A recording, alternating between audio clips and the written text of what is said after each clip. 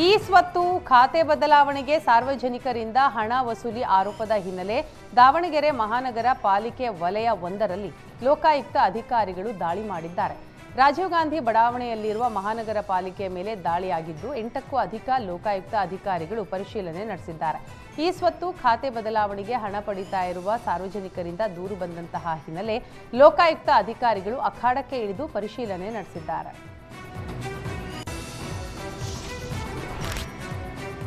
ಮತ ತಿರುಚಿದ ಆರೋಪದ ಅಡಿ ದಾಖಲಾಗಿರುವ ಎಫ್ಐಆರ್ ರದ್ದುಪಡಿಸುವಂತೆ ಕೋರಿ ಶೃಂಗೇರಿ ಬಿಜೆಪಿ ಶಾಸಕ ಜೀವರಾಜ್ ಅಂದಿನ ಜಿಲ್ಲಾಧಿಕಾರಿ ರಮೇಶ್ ಮತ್ತು ಚುನಾವಣಾಧಿಕಾರಿ ವೇದಮೂರ್ತಿ ಸಲ್ಲಿಸಿರುವ ಅರ್ಜಿಗಳ ವಿಚಾರಣೆಯನ್ನು ಹೈಕೋರ್ಟ್ ಜೂನ್ 3ಕ್ಕೆ ಮುಂದೂಡಿದೆ.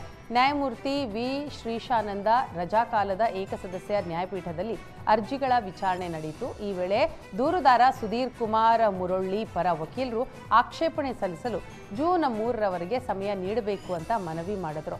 ಈ ಸಂದರ್ಭ ಅಂದಿನ ಚುನಾವಣಾಧಿಕಾರಿ ವೇದಮೂರ್ತಿ ಅವರ ವಿರುದ್ಧ ದಾಖಲಾಗಿರುವ ಎಫ್ಐಆರ್ಗೆ ಹೈಕೋರ್ಟ್ ಮಧ್ಯಂತರ ತಡೆಯಾಜ್ಞೆ ನೀಡಿದೆ.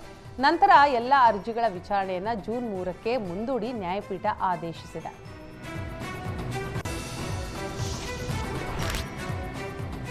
ಶೃಂಗೇರಿ ಕ್ಷೇತ್ರದ ಮತ ವಿವಾದದ ಬಗ್ಗೆ ಚುನಾವಣಾ ಆಯೋಗಕ್ಕೆ ರಾಜೇಗೌಡ ದೂರು ನೀಡಿದ್ದು, ಈ ಕುರಿತು ಸಚಿವೆ ಲಕ್ಷ್ಮೀ ಹೆಬ್ಬಾಳ್ಕರ್ ಪ್ರತಿಕ್ರಿಯೆ ಕೊಟ್ಟಿದ್ದಾರೆ.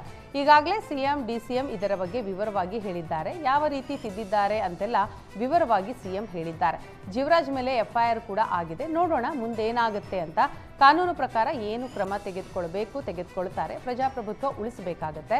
ರಾಜ್ಯದಲ್ಲಿ ನಮ್ಮದೇ ಸರ್ಕಾರ ಇದೆ. ಈ ರೀತಿ ಆಗಿದೆ ಅಂತಂದ್ರೆ ಇದನ್ನ ಸುಧಾರಣೆ ಮಾಡೋಕೆ ಕಾನೂನು ಪ್ರಕಾರ ಏನು ಕ್ರಮ ತೆಗೆದುಕೊಳ್ತೇವೆ ಅಂತ ಹೇಳಿದ್ರು.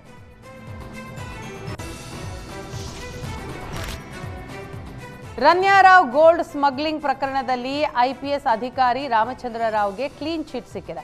ರನ್ಯಾರಾವ್ ಸರ್ಕಾರಿ ಕಾರು ದುರ್ಬಳಕೆ ಮಾಡಿದ್ರು. ಆದರೆ ರಾಮಚಂದ್ರ ರಾವ್ ಗಮನಕ್ಕೆ ಬಾರದೆ ಕಾರು ದುರ್ಬಳಕೆ ಮಾಡಲಾಗಿತ್ತು. ಗೋಲ್ಡ್ ಸ್ಮಗ್ಲಿಂಗ್ನಲ್ಲಿ ರಾಮಚಂದ್ರ ರಾವ್ ಪಾತ್ರ ಇಲ್ಲ ಅಂತ ಕ್ಲೀನ್ ಚಿಟ್ ನೀಡಿದ್ದಾರೆ. ಈ ಹಿಂದೆಯೂ ರನ್ಯಾರಾವ್ ಪ್ರಕರಣದಲ್ಲಿ ರಾಮಚಂದ್ರ ರಾವ್ ವಿಚಾರಣೆ ನಡೆದಿತ್ತು. ಡಿಆರ್ಐ ಅಧಿಕಾರಿಗಳು ರಾಮಚಂದ್ರ ರಾವ್ ವಿಚಾರಣೆ ಮಾಡಿದ್ರು. ಸದ್ಯ ರಾಮಚಂದ್ರ ರಾವ್ಗೆ ಈ ಪ್ರಕರಣದಲ್ಲಿ ರಿಲೀಫ್ ಸಿಕ್ಕಿದೆ.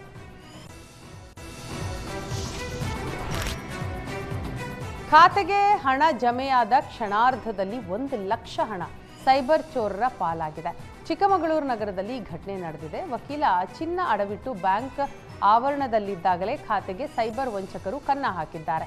4.14 ಲಕ್ಷ ರೂಪಾಯಿ ಗೋಲ್ಡ್ ಲೋನ್ ಹಣ ವಕೀಲರ ಖಾತೆಗೆ ಜಮೆಯಾಗಿತ್ತು. ಈ ವೇಳೆ 99,584 ಅಮೆಜಾನ್ ಪೇ ಮೂಲಕ ಸೈಬರ್ ಕ್ರಿಮಿಗಳು ಹಣ ಎಗರಿಸಿದ್ದಾರೆ. OTP APK ಲಿಂಕ್ ಕೂಡ ಬಾರದೆ ಹಣ ಎಗರಿಸಿದ್ದು ವಕೀಲ ಚಿಕ್ಕಮಗಳೂರು ಸೈಬರ್ ಠಾಣೆಗೆ ದೂರು ನೀಡಿದ್ದಾರೆ.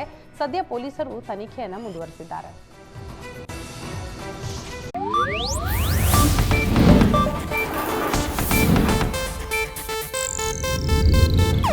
ಇದು ಏಷ್ಯಾನೆಟ್ ನ್ಯೂಸ್ ನೆಟ್ವರ್ಕ್ ಪ್ರಸ್ತುತಿ.